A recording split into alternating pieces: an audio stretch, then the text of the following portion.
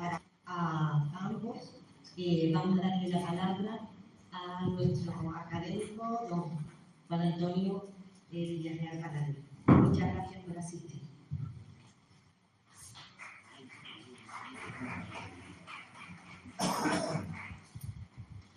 Decía mi amigo Federico Arjona, funcionario del ayuntamiento y actor del grupo de teatro Bellas Artes, que durante mucho tiempo estuvo afincado en esta casa. Decía él, hay despedidas que duran más que la visita. Con la costumbre que tenemos los andaluces, ¿verdad?, de quedarnos en la puerta a despedir y empezamos a... Yo creo que esto también se podría aplicar a las presentaciones. Y decir que hay presentaciones que duran más que las propias conferencias. Sobre todo aquellos que en nuestra vida hemos dado charlas, conferencias, pregones y hemos tenido que padecer de alguna manera esas presentaciones que parece que no terminan. Sobre todo las peores son esas que dicen voy a ser breve. Cuando escuchen ustedes esto, échense a... Este martes la Academia dedica su acto del martes a la conferencia titulada La recuperación de Bahía 1625-2025, imágenes contrapuestas. Durante el reinado de Felipe IV, el ejército español consiguió varias importantes victorias. La más relevante, la recuperación de San Salvador de Bahía, en Brasil, que estuvo un año en manos holandeses. De esta batalla de Bahía uno con la visión del nombre que la ganó, don Fadrique de Toledo Osorio, y otra con la visión de la corte. El primero es un cuadro anónimo del siglo XVII que se titula Sitio y empresa de la ciudad de El Salvador en la Bahía de Todos los Santos por don Fadrique de Toledo Osorio, y que ha protagonizado la exposición del Museo Naval que conmemoraba la victoria de la Armada Española sobre los holandeses en la capital de Brasil y que ha estado abierta al público hasta el pasado 27 de julio.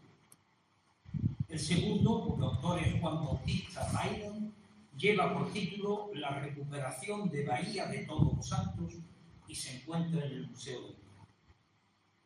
Ni que decir tiene que cada uno de los cuadros presenta visiones contrapuestas. La versión oficial frente a lo que pudiera acontecer en la realidad. Para hablarnos de esto, contamos con la presencia de dos auténticos expertos en la materia. Doña Berta Gasca Jiménez, historiadora del arte por la Universidad Autónoma de Madrid y funcionaria de carrera del Cuerpo Facultativo de Conservadores de Museos, siendo la más joven de su promoción, y poseedora del máster de Catalogación de Bienes Culturales, Arqueología y Etnografía. Ha sido directora técnica del Museo Naval de San Fernando y directora técnica del Museo de Aeronáutica y Astronáutica, y actualmente ocupa el cargo de directora técnica del Museo Naval de Madrid. Don Jaime García Máiquez López, diplomado en Geografía en la Universidad de Navarra y licenciado en Historia de Arte por la Universidad de Granada. Del 7 trabaja en el Departamento Técnico del Área de Restauración del Museo del Prado, investigando el proceso creativo de los pintores. Pero además, en su vertiente literaria, ha escrito 8 poemarios, obteniendo premios tan importantes como el Cernuda en el año 2000 o el Arcipreste de Ita en el año 2006. El 28 de marzo de este año ingresó como académico en esta casa con un discurso titulado Una vida entre líneas, de un Alberti a otro Alberti. 2 cuadros, 2 visiones, 2 expertos. Puede que al final, cuando el acto termine, nos quedemos con la misma conclusión que ya popularizó Campoamor en sus doloras. En este mundo traidor. O siguiendo con la poesía, puede que lo que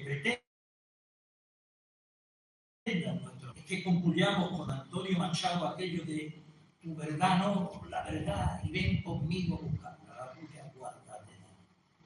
En definitiva, como digo, dos cuadros, dos visiones, dos expertos que me llevan a parafrasear el lema que identificó a nuestros reyes católicos y diciendo que tanto monta tanto la del Museo Naval como el del Museo del Mar.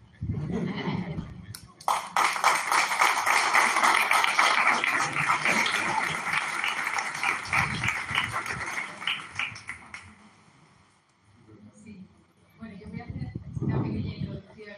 Sobre todo dar las gracias a la Academia de Bellas Artes de Santa Cecilia por invitarme esta tarde, que me hace una ilusión increíble, a través de mi amigo Jaime García Maite, a través de todos estos años, además de colegas. Y bueno, pues esta charla surgió a través de un trabajo de investigación del cuadro que vamos a tratar, del que voy a hablar yo. Es un cuadro inédito que ha estado muchos años oculto, estuvo mucho tiempo en Sevilla, no se ha escrito nada de él hasta ahora, y es esa otra visión que iremos viendo a través de la charla. Entonces, el Museo Naval se unió a un trabajo de investigación, a un equipo multidisciplinar en el que, bueno, hicimos pues toda una labor de detectivesca de los archivos, a través de los análisis y los estudios técnicos, que es lo que se encarga Jaime, ¿no? Radiografías, análisis, todo ese tipo de cosas. Y lo primero que hicimos fue publicar los resultados del trabajo de investigación y luego la exposición que acaba de terminar, que se llamaba Miralvis, Salvador de Bahía, 1825, el crédito de España, tuvo esta recuperación para España, que fue capital. Y entonces, en el marco de la exposición, hicimos unas jornadas en la Casa de América en las que queríamos ofrecer todas estas visiones que habíamos tenido, los resultados que habían surgido de este trabajo. Y se me ocurrió llamar a Jaime, que habla muy bien, y que él, el Museo del Prado, conserva la visión oficial de esa recuperación de Salvador de Bahía, y será lo que ahora mismo Jaime nos hable, y que para nosotros es importantísimo, tanto en la exposición como luego en las conferencias, poder contrastar esas dos visiones. Entonces, bueno, yo quería un poco poner en contexto al auditorio de por qué esta charla, y yo creo que el resultado pues, ha sido buenísimo, tanto para la historia en general como para la historia del arte, y bueno, pues muy agradecida de poder estar aquí.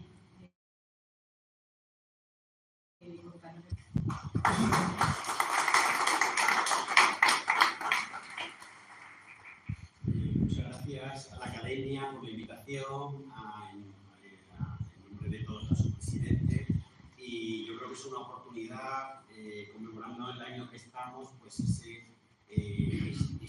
gran acontecimiento, ese gran año de victorias españolas verdaderamente épico, con el que casi se inauguró el reinado de Felipe IV. Felipe IV llega después en los Austrias menores, después de ya pues de una decadencia económica, en parte también social, que se contrasta con el esplendor cultural, y pues en ese momento llega una serie de victorias al comienzo del reinado de un rey muy joven, y todo hace pensar en que va a volver la gloria de la monarquía española, y unos años después, en victorias, 10 años después, en parte porque seguía habiendo victorias, y por otra para animar lo que era la corte, se hace pues una serie de pinturas y se hace un palacio dedicado prácticamente a estas victorias de las que voy a hablar un poco yo en la parte que me toca. El cuadro de Salvador de Bahía y de la recuperación de Salvador de Bahía oficial lo pinta Maíno, que es un pintor nacido en Pastrana, que es muy interesante, muy desconocido. No creo que prácticamente haya nadie en la sala que lo pueda conocer, sin embargo, fue un pintor clave dentro del contexto cultural donde se desenvolvió pintores como el Greco, y después Velázquez, Zurbarán, Alonso Cano. Este es un autorretrato, luego hablaremos de este en concreto de este autorretrato. Es su situación y en comparación con Madrid, con el Escorial y con Toledo, que eran los centros culturales, un poco por situarlo. Parece que Maíno, Juan Bautista Maíno, era alguien elegido por los dioses para haber hecho esta victoria española, pero de raíz portuguesa. Entonces Portugal pertenecía al reino a la monarquía hispánica y pensaba que iba a recoger agua a la monarquía hispánica y su padre era italiano y el Salón de Reinos para el que estaba pintado este cuadro tenía un contexto cultural y decorativo italiano y su madre era portuguesa y él era ya digamos de español. Entonces, bueno, me parece que parecía como el elegido por los dioses para hacer este cuadro. Su padre se dedicaba a comprar y a vender telas, y de ahí que las telas que aparezcan en sus cuadros tengan este esplendor increíble que tienen y esta delicadeza de las texturas y de los detalles. El primer documento, más allá del nacimiento que encontramos de Maíno, lo encontramos en 1605 en Roma, estudiando probablemente en Roma. Y después otro documento en 1610, es decir, probablemente estaba como destinado quizás por su ascendencia italiana a quedarse allí. Se sabe que tiene un hijo en Roma, pero de manera bastante sorpresiva en 1611 lo encontramos en Toledo y trabajando en el Toledo del Greco todavía. El Greco muere 4 años después y entonces de alguna forma conviven ellos. ¿Qué pintor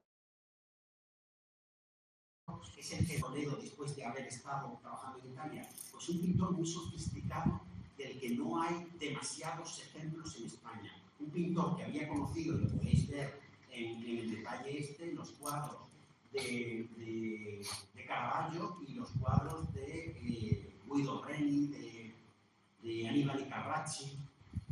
Claro, ahora pensamos en Caravaggio y pensamos en Maíno y no vemos una relación, pero hay que pensar que la pintura que probablemente con más detenimiento vio Maíno en Roma fue el primer Caravaggio. Y si comparamos los cuadros de uno y otro, ya empezamos a ver un parecido razonable con todo eso. En 1614 se le contrata para en 1612, de 1612 a 1614, se le contrata para el proyecto más importante que hizo en su vida, que es el retablo de las 4 Pascuas. Y que a mí me hace mucha ilusión pensar que este retablo se está pintando a la vez que el Greco está pintando en Toledo. El Greco no dejó de ser un revolucionario en su arte, pero ya un carga técnicamente. Que como el Greco pintaba, que preparaba los cuadros con yesos y ya, no lo hacía nadie en toda Europa. Y el Greco, que era un genio muy pertinente y muy consciente de su talento, tenía una manera de trabajar que probablemente no quería cambiar bajo ningún concepto y bajo ninguna novedad que le trajera un jovencito que venía de Italia. Y este es el más esplendoroso Maíno, ¿no? Fijaros qué maravilla de cuadro, qué refinado, qué elegante y qué dibujo, bueno, pues más elaborado, más. Esto es una maravilla que está en el Prado desde la desamortización de Mendizábal. Y esto son una comparación que me encanta hacer entre lo que estaba haciendo en Toledo y podemos decir que casi unos metros más para arriba, por donde está la iglesia, estaba trabajando Maíno en este cuadro. Fijaros en la comparación del autorretrato que el Greco se hizo en la adoración de los pastores y el autorretrato que se hizo Maíno en la adoración de los magos. Bueno, son dos mundos diferentes, verdaderamente, que en ese momento estaban conviviendo en ese Toledo del siglo de oro maravilloso. Y este es el cuadro que nos ocupa. Bueno, es un cuadro dentro de, lo vamos a ver ahora en el contexto del Salón de Reinos, un cuadro bastante extraño. ¿Qué es el Salón de Reinos y dónde estaba situado? Pues el Salón de Reinos se ubicó y era el sitio más emblemático y más importante dentro del Palacio del Buen Retiro, que es un palacio que construyó en realidad en en unos pocos años. Es un palacio construido prácticamente en 5 años, ya estaba construido, y eso motivó que ahora no conozcamos prácticamente nada del palacio, porque la mala construcción del ladrillo que se había hecho hizo que con el paso del tiempo se destruyera todo. Y ya con eso convivió, bueno, pues que los franceses destrozaron parte del palacio, que los ingleses que vinieron a salvarnos de los franceses destruyeron otra parte del palacio, en parte porque se hacían allí elementos de artes decorativas que, bueno, eso es un poco la leyenda que tenemos los españoles, que no querían que siguiéramos comerciando con eso, y para que destruyeron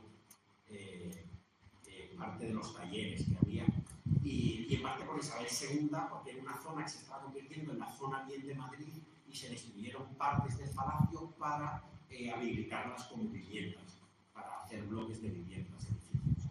¿Qué queda ahora mismo del Palacio del Buen Retiro? Pues queda los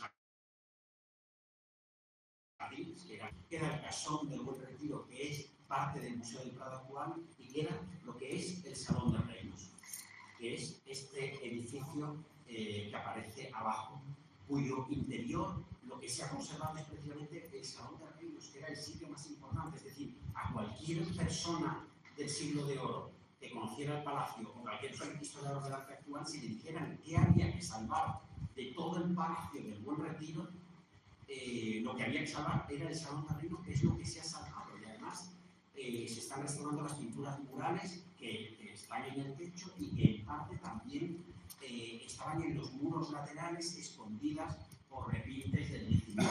Eso se está recuperando. No sé de ciencia cierta porque lo está haciendo mi mujer, que está trabajando ahí.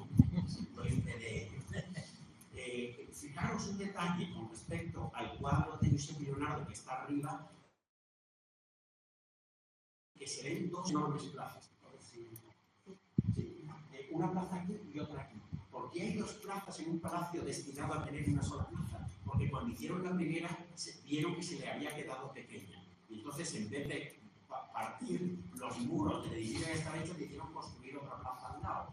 Y ese era el nivel de improvisación que tenía el palacio, que estaba destinado a albergar los cuadros más importantes que se hicieron se podría decir casi en la primera década del siglo XVII, porque Felipe IV, que quizás fue un, voy a decir más político, pero que ni siquiera fue político, fue otra cosa, pero fue un loco de la pintura, y se dedicó a pedir pinturas para este palacio a los mejores pintores, en realidad europeos, porque fue italianos y españoles, pero europeos, si tenemos en cuenta la Torre de la Parada,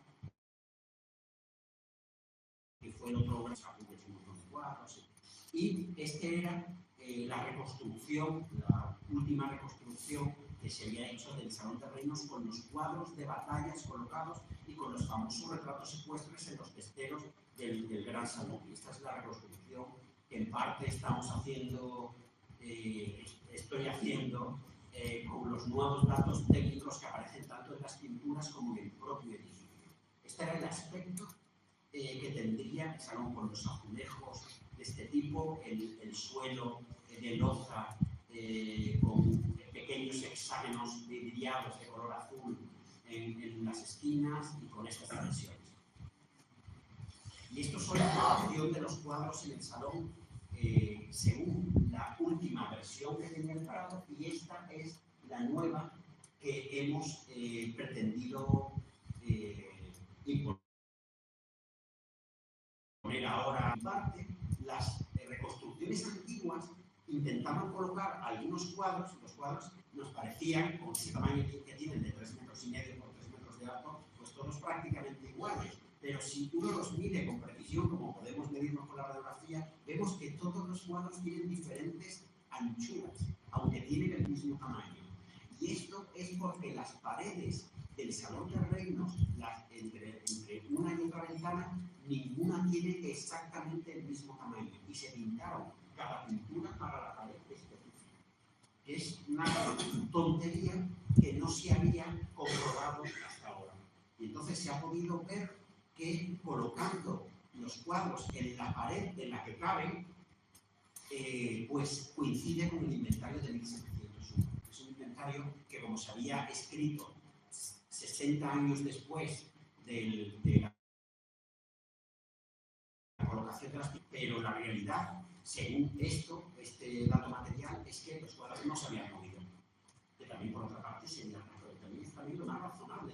Tú colocas un cuadro, es un mamotreto de 3,5 metros o 3 metros, y no vas cambiando diciendo, oye, me gustaría poner este ahí y este en el otro lado, sino los dejas tal como está, aunque no tiene, porque le dicen, bueno, estaban colocados ahí porque tenían un significado histórico o iconográfico o incluso geográfico, pero no se ha encontrado. No se ha encontrado que pueda tener un significado, un significado por el que los cuadros estén colocados cada uno en su sitio.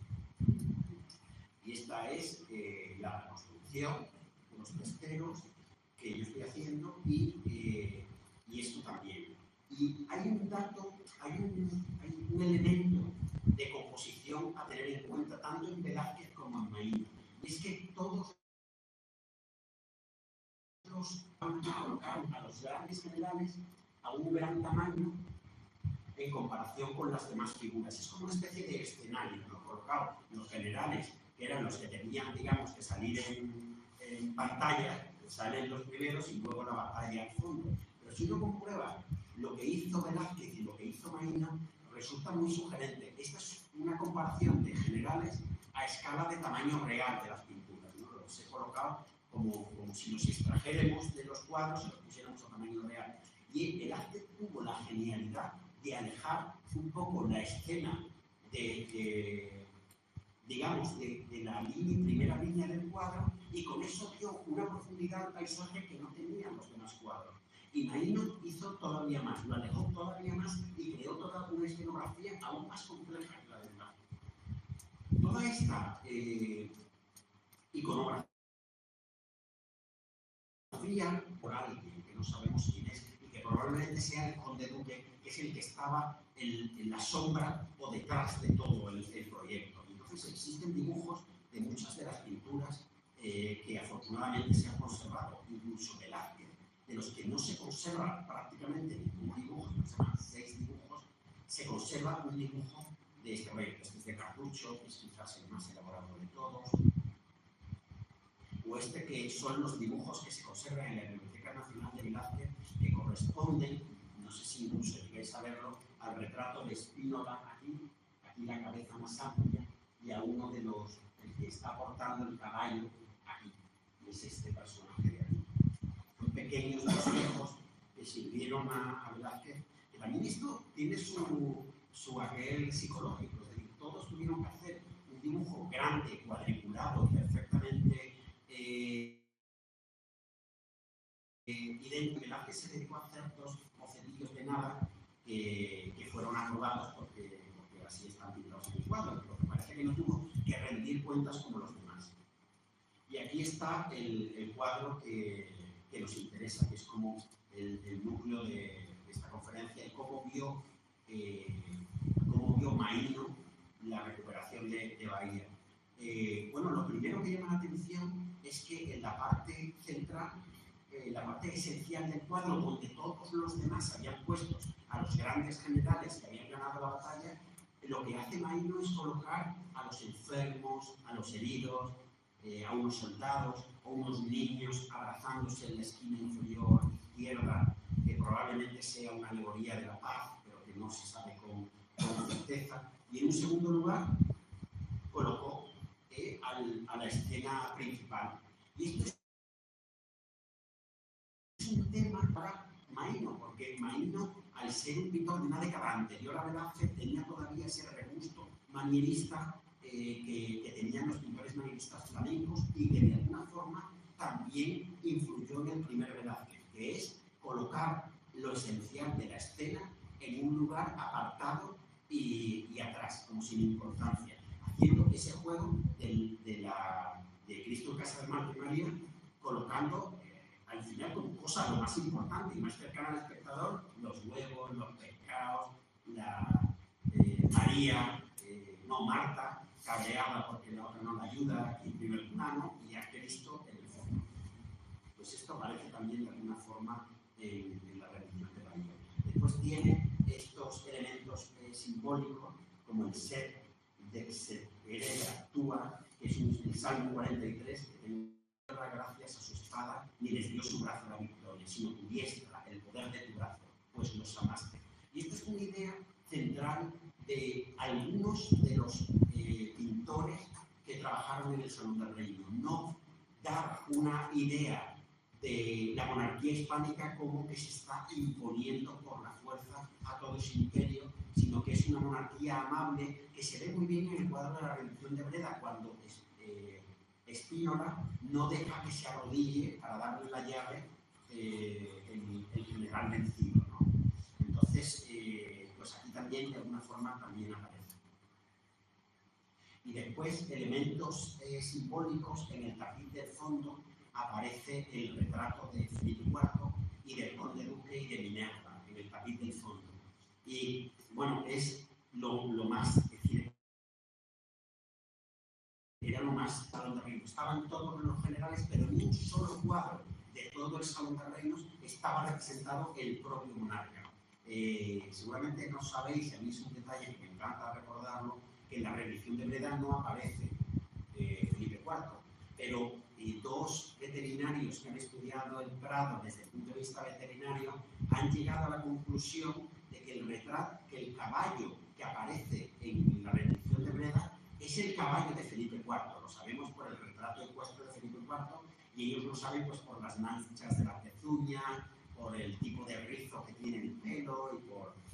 Entonces, porque pinta el caballo. De alguna forma era indicar que Felipe IV había estado allí con un caballo que, esto es como lo del coche de papá, solo lo puede conducir papá. Pues los caballos de los reyes y de los príncipes solo lo podía montar el rey. Es más, el conde duque, como anécdota os contaré, que castigó severamente a un criado que no había atado bien las cinchas del caballo del rey. Esto era como, podía haber provocado un accidente.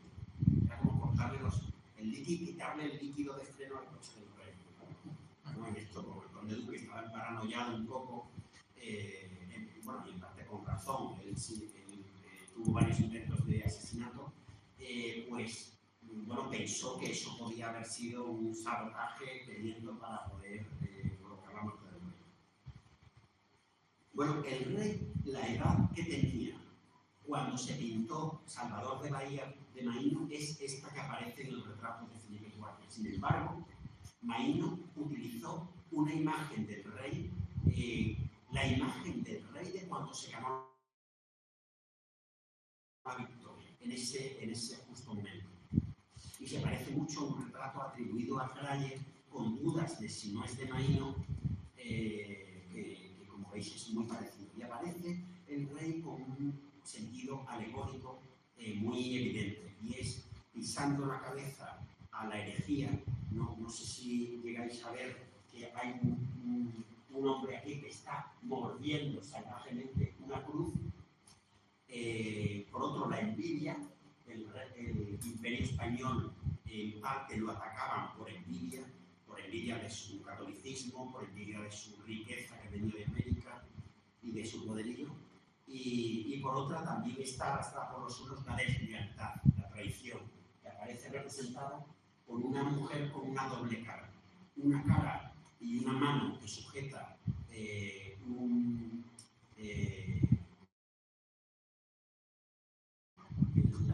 y por otra un puñal, ¿no? Simbolizando la traición. Cuando hicimos la radiografía de la imagen de Maíno, descubrimos que había un cambio de composición significativo en un cuadro, que no había muchos cambios de composición, y es este. El conde duque lo habían pintado más bajo y alguien, probablemente el conde duque, había decidido pedirle a Maíno que lo pintara más alto. Y ahora aparece, bueno, se ven un poco los dos en la imagen radiográfica. La imagen del rey de los cambios está el conde duque primero y después decidió pintarlo más arriba, más alto que el rey, lo cual tenía bastante importancia lo de la altura porque simbolizaba la jerarquía. Uno de los hitos de las Meninas es que el personaje que aparece en las Meninas retratado más alto es justamente Velázquez. Bueno, aquí se ve bien porque he superpuesto las dos imágenes. Con esto voy a acabar, es decir, una imagen que está en relación con todos los otros retratos, de los nobles pintados en el Salón de Reinos, un retrato donde, en un cuadro de batallas donde encima se retrata al rey y el valido que se pone para salir en la foto, donde el valido además probablemente pide que lo pinten más alto, pues es un retrato que de alguna forma encarna absolutamente la imagen que de esta batalla se quería dar en la corte. Y ahora le cedo con gusto a él. Bueno, como veréis, la otra imagen es radicalmente distinta a la imagen oficial, que es el cuadro de Marino. El Cabral Jaime es un cuadro metafórico, muy pensado, con una iconografía estética, siguiendo los cánones de la época, el lenguaje barroco. Este cuadro no se aleja del lenguaje barroco, pero lo que representa y la forma que lo representa es totalmente distinta. La primera vez que vi este cuadro me habían invitado a la casa de su propietario, que es el actual Marqués de Valdueza, es el descendiente directo del general que acaba de hablar Jaime, de Alonso de Fadrique Álvarez de Toledo. El actual Marqués de Valdueza es Alonso Álvarez de Toledo, decimosegundo Marqués de Valdueza, descendiente directo de Don Fadrique, primer Marqués de Valdueza, que es quien recuperó Salvador de Bahía en 1625. Bueno, pues cuando yo fui a ver este cuadro de Historia Moderna de la Universidad Carlos III, David García Hernán había contactado con el Museo Naval por la importancia que tenía a nivel naval este cuadro, y nos pidió que fuéramos a verlo y que si queríamos participar en un trabajo de investigación que se estaba organizando en torno a este cuadro que presentaba muchísimas incógnitas, como ahora veremos. Yo cuando lo vi me pareció un cuadro muy bueno, pero realmente no entendí bien la dimensión que tenía este cuadro. Esto no es extraño porque este género, que ahora vamos a ver, apenas ha tenido importancia en la historia del arte de España. Fuera, en otros países sí que se le ha dado mucha importancia y se ha estudiado, pero en España no se había estudiado prácticamente hasta hace muy poco y por algunos profesores en algunas universidades, como es, por ejemplo, el profesor Fernando y otra eminencia hispanista que es el profesor Richard Keegan de la Universidad de Pensilvania. Bueno, pues gracias a ellos tenemos bibliografía y tenemos trabajos que nos han servido para poder trabajar sobre este cuadro.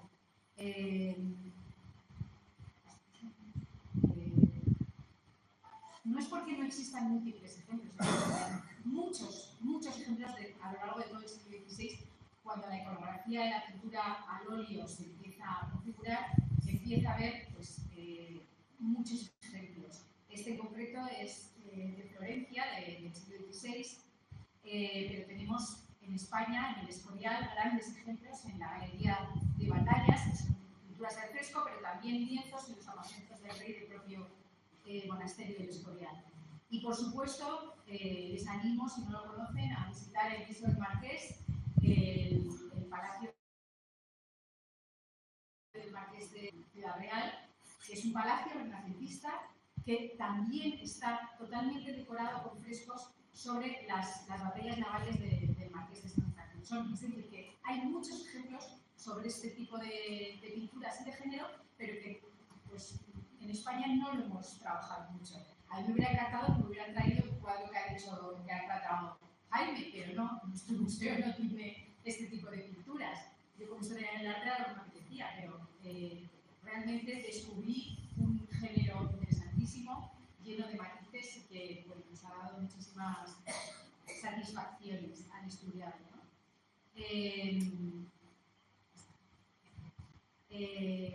Desde luego, desde el primer vistazo, uno no percibe esa enorme riqueza que encierra. Como he dicho, no tiene nada que ver con el lenguaje que hemos visto en Marino. bueno, prácticamente lo que vemos es que se articula de una manera diferente.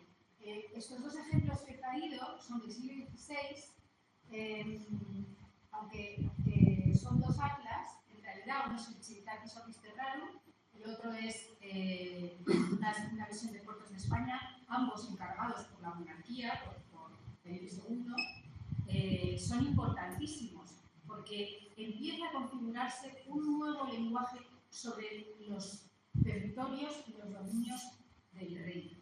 Y esto era vital que pudiera plasmarse en los cuadros.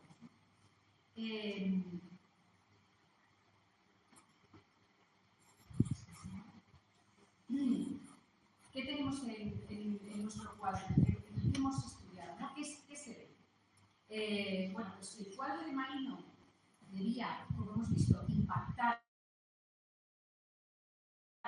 Hemos visto en las últimas alegorías, ¿no? Todo lo que significaba y que podía ser esa propaganda de lo que se quería transmitir sobre el papel de la monarquía, ¿no? Como ha dicho Jaime, se quería dar una imagen benevolente, como acogedora, de misericordia, ¿no?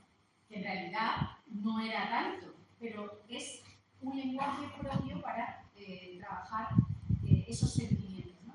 Este, en cambio, es totalmente distinto. O sea, está dirigido sobre todo a informar, o sea, es como un documento de forma sutil, persuasiva también y eficaz. Lo primero que llama la atención al observador probablemente es la ciudad. Esto empieza a aparecer a lo largo del siglo XVI, los dominios de los territorios de la monarquía que estamos hablando, que eran extensísimos a lo largo de todo el planeta, el poder transmitir al ciudadano, a la persona española del siglo XVII que no tenía ni idea de todo lo que eran esas ciudades modernas, era importantísimo y se convierten en auténticos retratos. Aquí tenemos, me gustaría que se quedaran con este plano, si no luego retrocedo. Este es un plano que hace un ingeniero holandés en el año 24 cuando toman Bahía y que nos ha servido, nos ha ayudado muchísimo para ver la importancia y lo fidedigno que era la topografía del cuadro. Otro de las cosas que son de los elementos importantísimos en este cuadro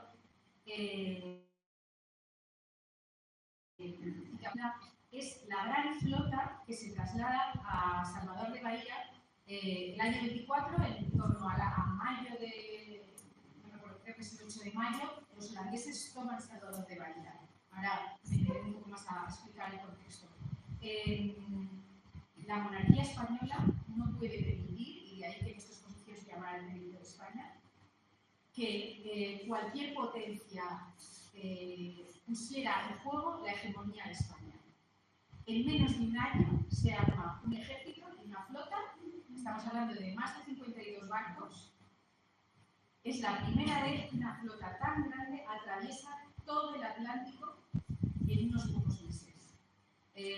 Los holandeses, desde luego, no tenían ni idea de que esto se iba a efectuar. Y este cuadro lo deja muy claro. O sea,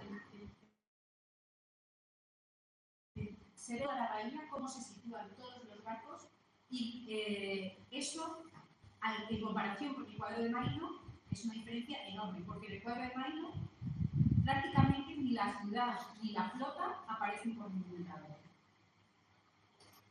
Sí. A la vez, también aparece todo ese lenguaje retórico de propaganda contrarreformista. No, eso es un siguiente, perdón. Se ve abajo, es que aquí no se ve bien, pero toda la parte de abajo aparecen enterramientos, se ve cómo se entierran a los muertos, se ve cómo los frailes franciscanos que han llegado con el ejército están confesando, están evangelizando, a la vez ve toda. Es decir, es un cuadro que también quiere mostrar a las personas que va dirigida el importante papel que tiene España en estos territorios, en nuestros nuevos territorios de los virreinatos americanos. Es decir, que el nivel de información es altísima. A la vez también, nosotros no conocemos, es una cultura anónima, no sabemos a quién iba dirigida, pero sí deja claro la historia de arriba, lo que pasa es que no se ve bien, qué es el cuadro, a quién va dirigido, la importancia que tenía Madrid de poder, es decir, que deja en esa cartera, sí deja claro la importancia que tenía toda esta información. Por tanto, la sensación es que nos encontramos ante algo que podría ser un mapa, pero no es estático. Algo está ocurriendo en este mapa. Se llamaba descripción. Son lo que se conocen como colografías. Con el tiempo se va perdiendo la importancia de este tipo de imágenes y nos quedamos estrictamente con los mapas geográficos. Pero desde muy antiguo se utilizaban este tipo de imágenes no solo para ilustrar la topografía del lugar, sino también todo lo que estaba ocurriendo. Y en este caso concreto, además, la propia contienda, la propia batalla, que dura un mes y que aparece representada en el cuadro entera. Sin repetir además ni personajes, ni escenas. No sé cómo lo configuran, es impresionante el autor cómo distribuye todo lo que va pasando a lo largo de un mes y entra todo en el cuadro.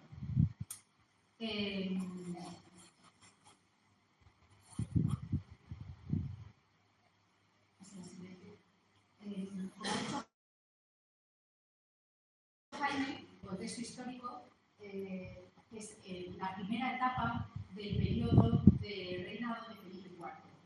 Yo he traído este cuadro de Felipe IV, que es un cuadro de Rubens que hemos utilizado en la exposición del Museo Naval. Nos lo ha prestado la Fundación Casa de Alba. No es estrictamente del año 25, es del año 27, ¿no? Por ahí, Jaime, más o menos. Es cuando Rubens viaja a España. Pero bueno, prácticamente podemos decir que Felipe IV tenía esta imagen y nos ha servido en la exposición para ilustrar al propio monarca. Pero realmente toda esta política que se esconde detrás de este reinado, de estas intenciones de Felipe IV, hay que tener en cuenta que Felipe IV tenía 16 años cuando sube al trono en el año 21, es decir, que en el año 25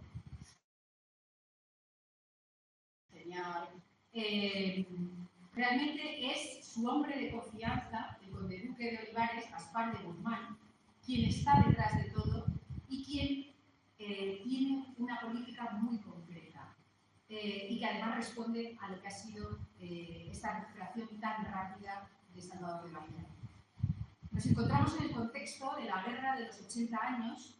Es una guerra que se conoce historiográficamente como la guerra que propicia la división de Europa. Es una guerra que tiene una tregua pequeña de 12 años, pero que en el año 21 se reanuda. O sea, es decir, recién subido al trono Felipe IV. Y que enfrenta a las 7 provincias de los Países Bajos que habían pertenecido a España. Todos los Países Bajos habían pertenecido a España durante mucho tiempo. Pues después de la reforma luterana, 7 provincias se quieren de España en la época de Felipe II, en el año 1568. Aunque este episodio de Bahía que tratamos aquí está enmarcado dentro de este enfrentamiento político y religioso del que acabo de hablar, lo cierto es que la toma de Salvador de Bahía por los holandeses en el año 24 responde más a un tema comercial que realmente político. La flota holandesa no estaba sufragada por el Estado, porque no existía como tal, sino que era una empresa comercial recién creada que se llamaba la Compañía de las Indias Occidentales, ya llevaba muchos años la de las Indias Orientales, y tenía como objetivo fundar colonias permanentes para la extracción de materias primas. En el caso de Brasil le interesaba muchísimo el azúcar y era su objetivo fundamental, y después del año 25, aunque se recuperó Bahía, no dejaron no cesaron en su empeño y continuaron tratando de crear esta colonia Olivares se caracterizó por una ambiciosa estrategia belicista en el exterior, con el fin de mantener la hegemonía española frente al resto de las potencias. Veníamos de una época del tercero, como ha citado Jaime, en el que bueno, pues, se había visto como un cierto retroceso, una crisis, y el conde Duque de Olivares pretendía que esto no fuera de esta manera. De aquí este lenguaje tan propagandístico. O sea, quería a toda costa mantener la hegemonía española de cara al exterior, ¿no? A las potencias exteriores. A su vez, Olivares impulsó una férrea política centralizadora castellana que luego le pasaría una gran factura a lo largo de su tiempo de gobierno. La conocida como Unión Ibérica, que es la unión de todas las coronas, el Salón de Reinos se llama Salón de Reinos precisamente porque están todos los reinos de la monarquía. La monarquía se componía de diferentes reinos. En la propia península, todos en una misma monarquía con un solo monarca.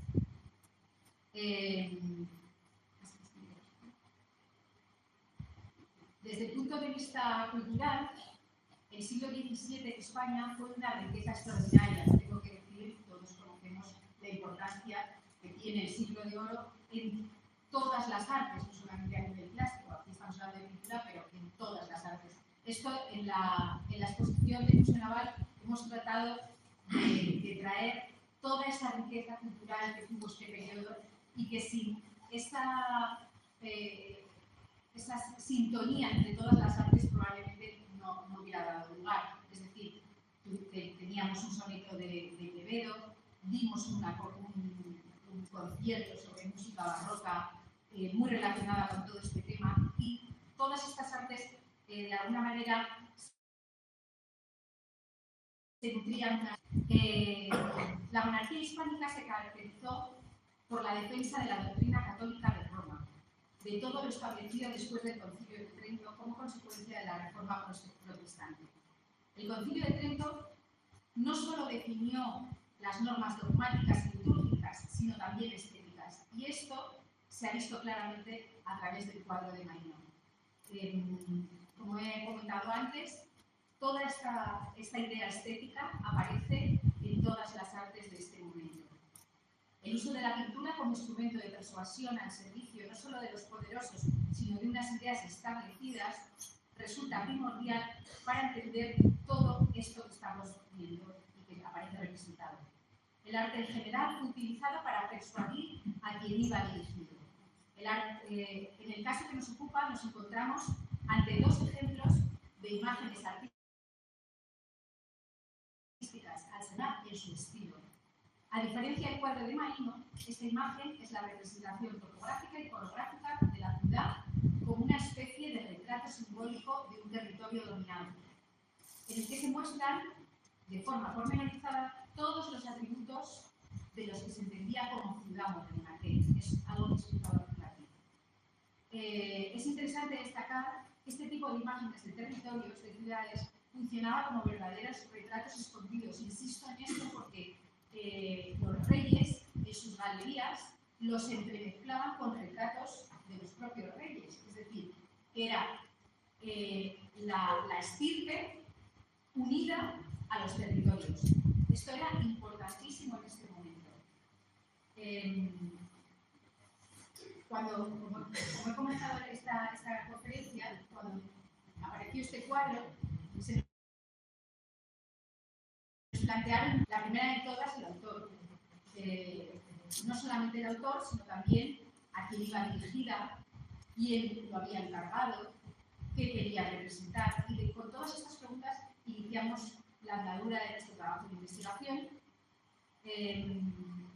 y que ha sido pues, prácticamente 2 años de trabajo con diferentes profesionales dentro del ámbito de las ciencias sociales, todos dirigidos a través de este catedrático de la calificación.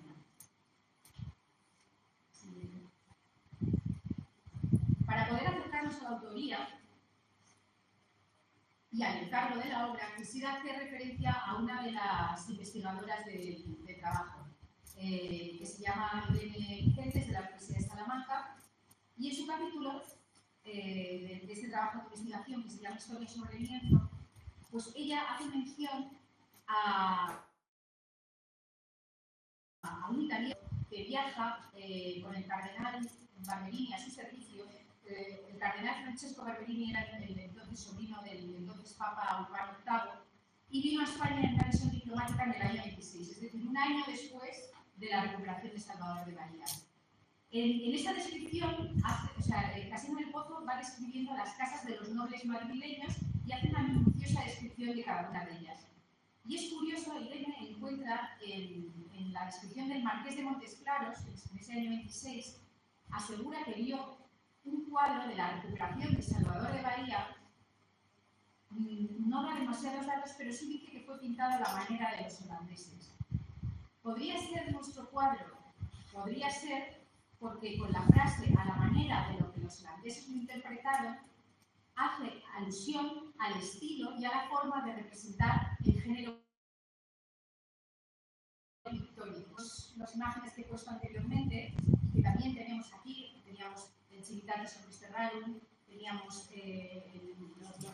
a Vingaerde, tenemos a Vischer, tenemos a Lardo de Cogma, todos son pintores, o bien holandeses o bien flamencos, es decir, de los Países Bajos, que pintan de una manera muy parecida, que explican las cosas de forma muy parecida, y curiosamente, en el Marqués de Montes Claros aparece esa descripción diciendo que ve un cuadro pintado a la manera de los holandeses. Eso realmente nos ha acercado a pensar que el autor pudiera tener una siguiente.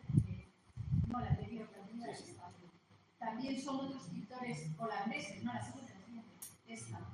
Este también de Nápoles, de Jan, este que tenemos en el Museo Naval, que es de Juan de la Corte, son todos pintores de los Países Bajos y todos siguen unos esquemas y una forma de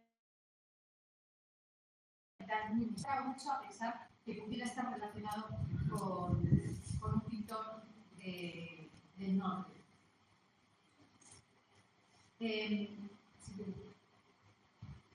Todas estas imágenes, como bien digo, nos ayudan a aproximarnos a lo que podría ser cómo podemos investigar para conocer al pintor. A través de los estudios técnicos, sí vimos que era una pintura original, que estaba pintada en el siglo XVII y se aproximaba a la forma de pintar en la corte de Madrid. Para entender también bien todo lo que se está contando, es necesario, este tipo de imágenes no se puede entender sin una crónica escrita. Es decir, que para aproximarnos a entender a quién iba dirigido, si volvemos a pensar en ese salón del Marqués de Montes Claros, este tipo de imagen, como estamos haciendo nosotros ahora mismo con un PowerPoint, pues probablemente este cuadro estuviera realizado para ir por diferentes zonas de nobles en las que se pudiera explicar lo que realmente había pasado. Muy diferente a toda esa configuración iconográfica de Salón de Reinos. Estamos hablando de dos formas distintas de explicar el mismo acontecimiento. Este cuadro, lo que hemos descubierto es que sigue el relato de un cronista no oficial, que fue un soldado particular que estuvo allí en Bahía, que se llamaba Juan de Valencia y Guzmán, aventajado a los demás cronistas, porque este sí que había tenido la experiencia de haberlo vivido. El cronista oficial fue Tomás Tamayo de Vargas, y Tomás Tamayo de Vargas se aproxima muchísimo, en cambio, a lo que sí que se ve en el cuadro de Maíz. La obra de teatro de Lope de Vega, el cuadro de Maíz también sigue todo lo que aparece en la obra de teatro de Lope de Vega. Tanto Tomás Tamayo de Vargas como Lope de Vega es lo oficial, lo conocido, mientras que el relato de Juan y Valencia Guzmán nunca llega a publicarse, es un texto manuscrito y es como un relato extraoficial. Y este cuadro sigue muy bien todo lo que Valencia y Guzmán va contando en su crónica. Eso también lo teníamos en las posiciones que se podía ver.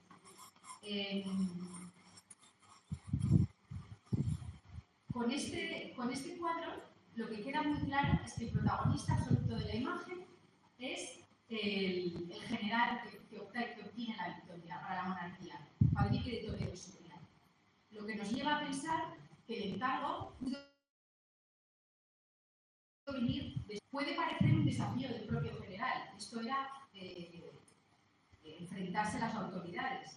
Pero no es extraño si se ve el valor que se le otorga a Don Fadrique en el propio cuadro de Maíno. Jaime ha puesto los tamaños de los generales. El general Maíno, en su retrato a Don Fadrique, lo coloca el más pequeño de todo el Salón de Reinos. Esto yo estoy convencida que no es casualidad, porque además el año en el que se crea el Salón de Reinos, el conde duque había tenido un enfrentamiento visceral con Fadrique de Toledo, lo había encarcelado y pocos meses después muere en la deshonra. En ese sentido es impresionante. La deshonra al general es paralela al elogio que se le está haciendo en el cuadro. Es decir, políticamente el conde duque está machacando al general y a su vez se está pidiendo el encargado.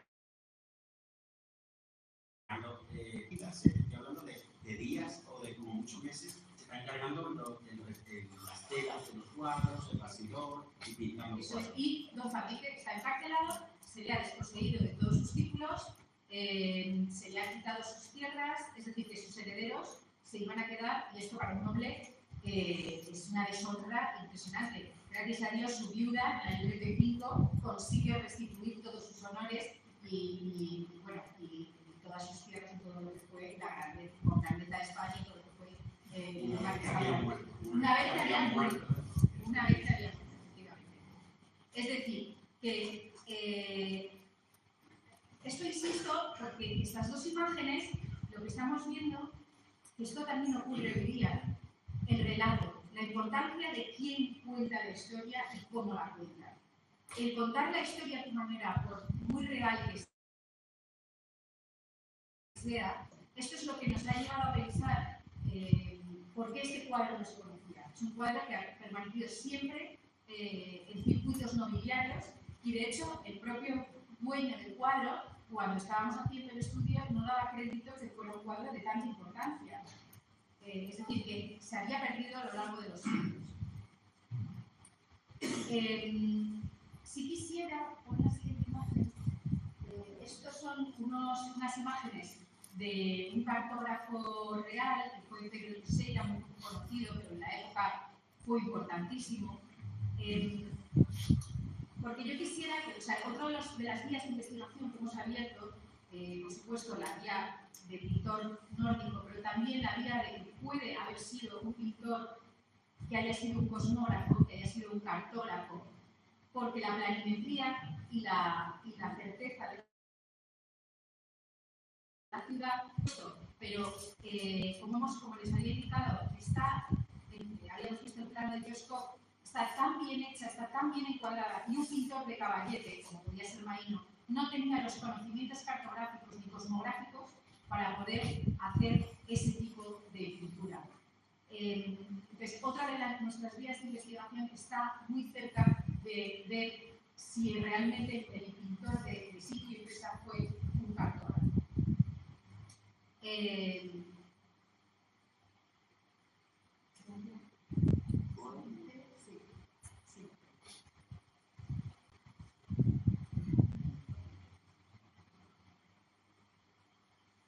En conclusión, es sin lugar a dudas, como he querido traerles y explicar a través de lo que ha sido la exposición del Museo Naval,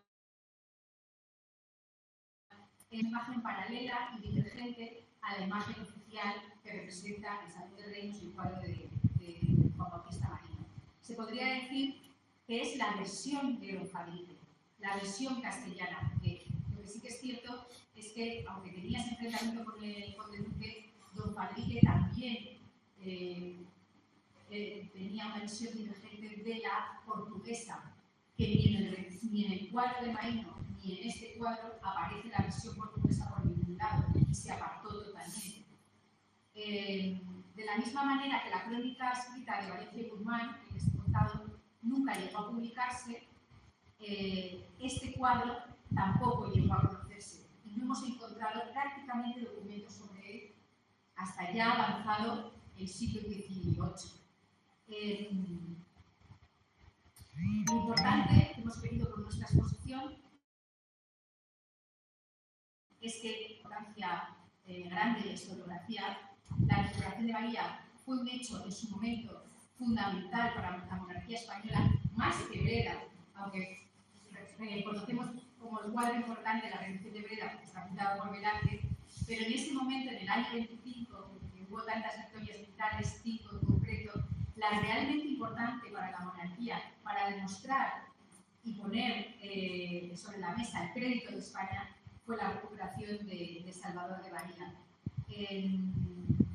Y a través de todo este estudio, a través de esta pintura, hemos querido, con esta exposición del Museo Naval, traer un nuevo episodio muy poco conocido de la historia de España, poner sobre la mesa un nuevo capítulo de la historia del arte, de los géneros de la cultura. Desde el Museo Naval, yo quiero dejar claro que hemos querido arriesgar por algo total conocido. Y bueno, muy agradecidos al Museo del Prado porque han colaborado con nosotros en todos los sentidos, tanto desde el departamento técnico como desde el departamento de comunicación, que hemos hecho vídeos de comunicación, para poner de relieve este episodio tan desconocido y que yo creo que fue fundamental en este momento de la historia de España. Muchas gracias.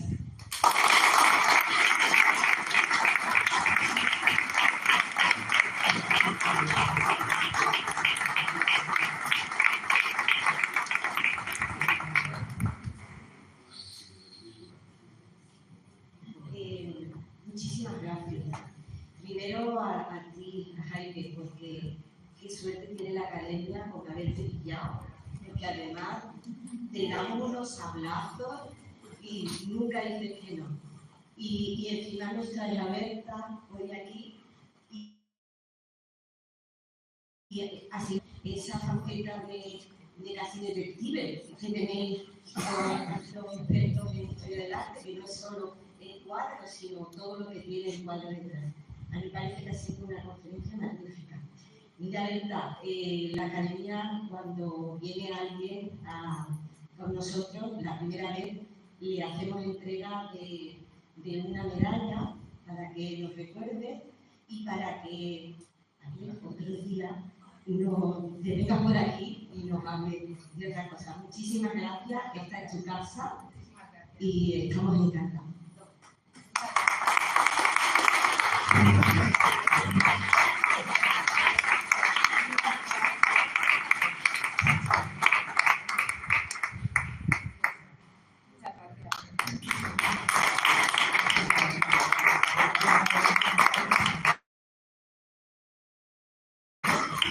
Muchas gracias a todos y ahora el próximo jueves tenemos otra conferencia muy interesante sobre inteligencia artificial y historia, o sea que va a ser una cosa realmente interesante. ¿Hace una pregunta? Una preguntita, sí, buena pregunta. Una ampliación, porque es una casualidad que estamos hablando de un hecho un poco conocido y poco desarrollo histórico, pero hace justo 2 meses, aquí mismo, se presentó un libro, no sé si lo conocéis, de Enrique Tapias, a pleno, ya retirado, hablando de 2 marinos ilustres con triste final. Uno era Alejandro Malaspina, pero el otro era Don Fadrique. Y entonces, en ese librito, que es un libro sencillo de muchos datos, precisamente una de las cosas que se toma es lo de Bahía, de ese libro. Tiene, para nosotros, tiene un poco de importancia porque Don Fadrique era hijo de marino también. No me acuerdo cómo se llamaba su padre, Toledo. Pedro de Toledo. Pero se da la circunstancia que fue capitán general de la Mar Océana con destino en el puerto de Santa María. Don Fadrique también. Pero no tuvo destino en el puerto. Eso se lo pregunté expresamente a Tapias, cosa de la diferencia. Pero para nosotros una cosa que es muy desconocida, pues en estos 2 meses hemos tenido doble razón. Muchas gracias. Pues nada, ahora decido muchas gracias a todos y que nos acompañéis a tomar una copa ahora al fresquito del parque. Muchas gracias.